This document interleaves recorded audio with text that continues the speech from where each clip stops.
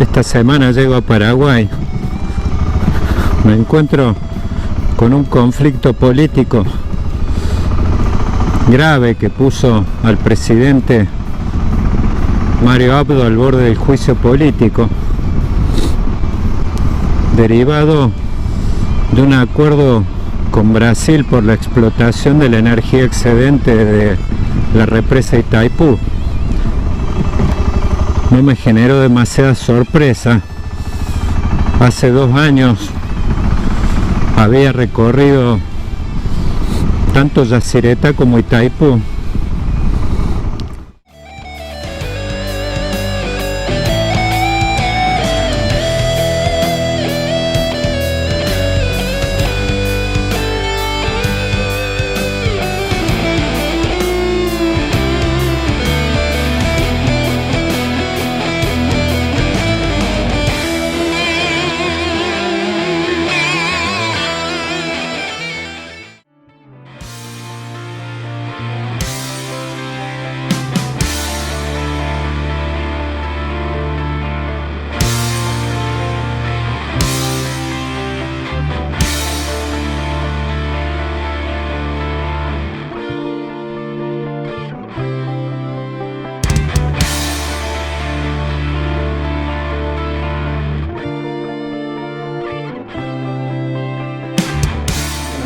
Itaipú hoy en día representa el 90% del consumo energético para el Paraguay. En los años pasados la proporción era menor, estábamos hablando de alrededor del 85-88%, esto fue creciendo porque la otra gran hidroeléctrica, que es Yacyretá, nos proporcionaba un 10% de energía. Se fue reduciendo la contratación de Yacyretá y fue creciendo la de Itaipú. ¿Por qué? Porque la Itaipú, para la empresa estatal, la ANDE, que es la que compra la energía, representaba un costo menor, entonces la tarifa de Itaipú era mejor que la de Yacyretá.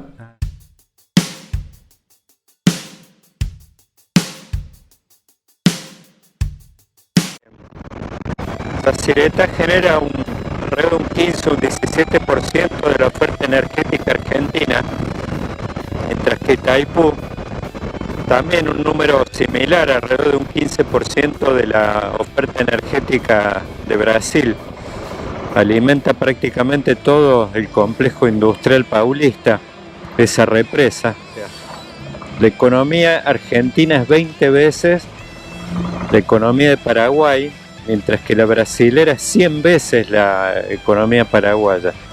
Eso basta para tener una referencia rápida, una magnitud de la riqueza, de la fuente de poder que representan estas dos represas. Y a su vez, cuando uno dice fuente de poder, también es fuente de conflicto.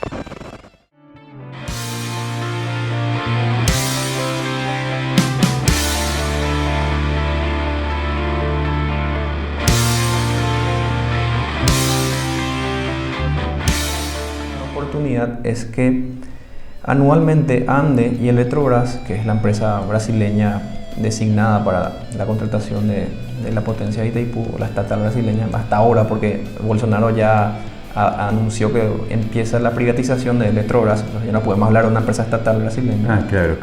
Entonces, estas dos empresas se ponen de acuerdo sobre cómo contratan la potencia de Itaipú cada año. Esto lo hacen inclusive 2 a 3. La idea de la ANDE para este 2019 era crecer en un 5% su contratación de potencia segura o garantizada de Itaipú. Todavía no hablamos de excedentes. Y esta propuesta no convenció mucho a la contraparte, a Eletrobras, porque en los últimos años la ANDE venía haciendo un mix muy interesante, por cierto, para Paraguay, un mix de contratación donde, por ejemplo, contrataba hasta cierta cantidad de potencia segura y un interesante porcentaje de potencia excedente, es decir, claro, de toda.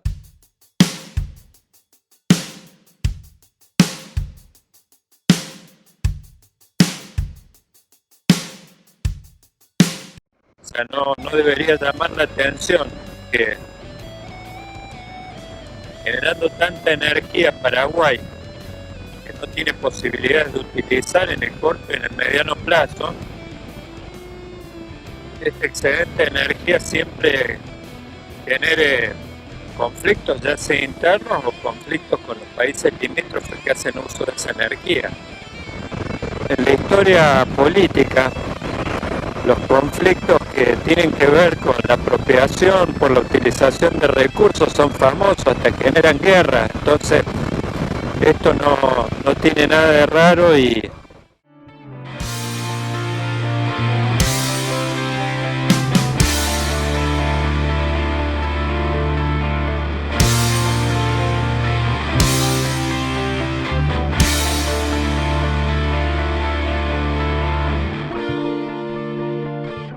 pero en ese momento se pusieron de acuerdo los gobiernos de Paraguay y de Brasil y dijeron no, tenemos que ponerle un valor a esta energía adicional que si bien no va a tener el mismo valor de la energía garantizada, que es la más cara, entonces le pusieron un precio mucho menor, de en torno a los $6 el megavatio hora, un precio muchísimo más bajo, una especie de acuerdo diplomático, un precio diplomático nada más. En el 2007, ANDE y Eletrobras, o Paraguay y Brasil, reglamentan el uso del excedente y se firma un documento bilateral donde dice explícitamente que la ANDE va a tener preferencia para la energía adicional que genere Itaipú. Pero ¿qué pasa? Con el cambio de la dirección brasileña de Eletrobras, con el cambio de gobierno, a los brasileños ya no les convencía mucho la forma en que la ANDE venía contratando la potencia de Itaipú, porque ya lo estaban viendo como una especie de ventaja o de asimetría. Esa es la palabra que usaban los brasileños. Había asimetría a favor de la ANDE o de Paraguay.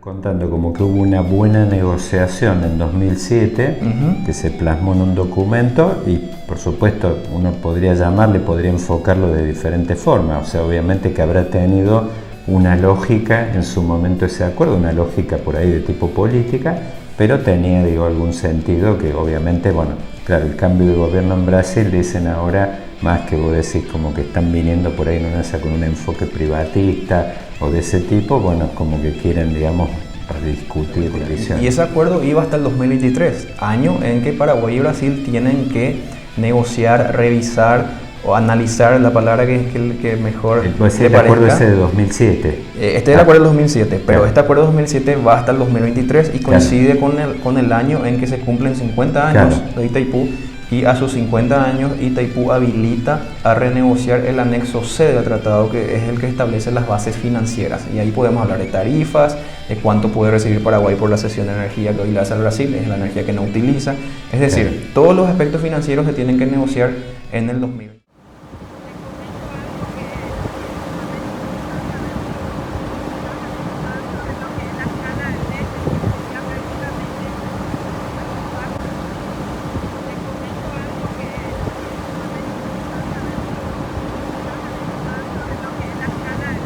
En 1997, recién el gobierno paraguayo reconoce o acepta la deuda de Itaipú con los acreedores brasileños. Claro. Y en ese año 1997, como que se le da legitimidad a la deuda y se indica que se cancela justo en el 2023. Es decir, hasta el propio estadounidense Jeffrey Sachs hizo un informe muy interesante en el 2013 que puso a disposición del gobierno paraguayo, donde según sus cálculos, la deuda de Itaipú ya se había cancelado 5 años antes, alrededor del 2008, o sea que no era necesario llegar al 2023, que ya había algo mal en ese proceso.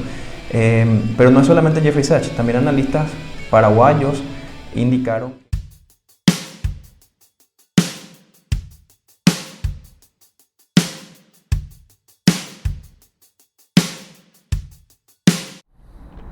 Hora de sacar conclusiones.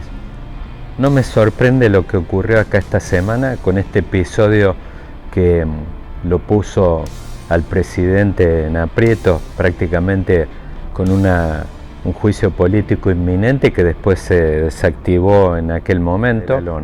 Me hizo acordar mucho en ese aspecto el conflicto que hubo con el sector agropecuario en Argentina en el año 2008. También fue un conflicto que que puso en aprietos en ese momento al matrimonio Kirchner y los obligó a disparar a partir de ahí toda una catarata de iniciativas políticas tendientes a recuperar aire. En el caso particular de los recursos de estas represas, está claro que son recursos que tendrían la capacidad de apalancar un gran plan de desarrollo de Paraguay, así que no es casual de que este sea un tema también de primer orden en la agenda local.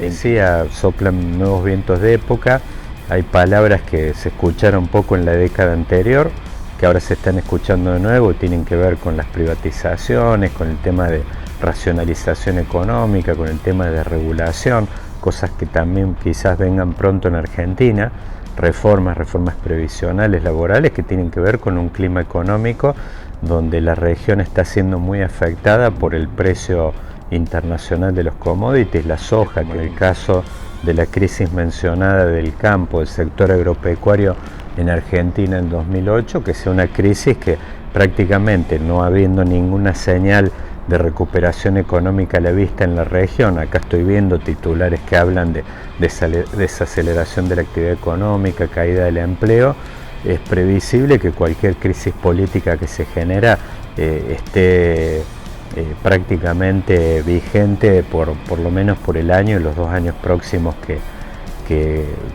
tiene este gobierno por delante. Por eso